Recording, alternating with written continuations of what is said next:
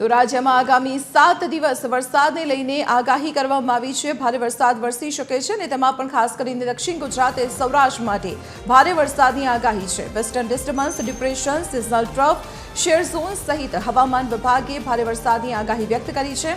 નવસારી, વલસાડ, ડાંગ અને દમણમાં પણ ભારે વરસાદ વરસી શકે છે। તો દાદરા નગર હવેલી અને અમરેલીમાં પણ ભારે વરસાદની શક્યતાઓ છે। ભાવનગર, ગીર સોમનાથ અને દીવમાં પણ ચેતવણી આપવામાં આવી છે।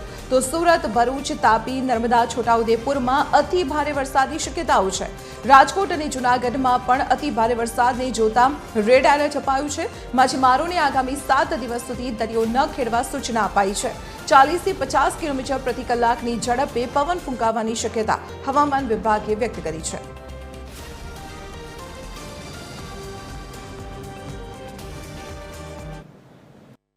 हैवी रेन की अगर बात करें तो एक्सट्रीमली हैवी रेनफॉल उम्मीद कर सकते हैं गुजरात रीजन में अगले 3 दिन तक, जिसमें कि साउथ गुजरात के डिस्ट्रिक्ट हैं नवसारी, वलसाड, दमन, दादरा नगर हवेली, डांग इत्यादि।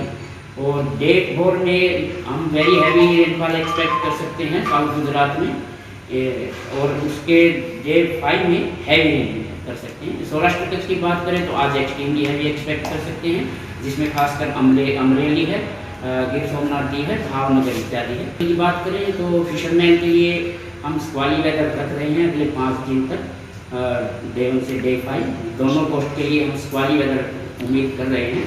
साथ में जो विंड आ सकती है वो 40 to 50 kilometre per hour, 60 to 60 kilometre per hour की विंड की रहने की संभावना है।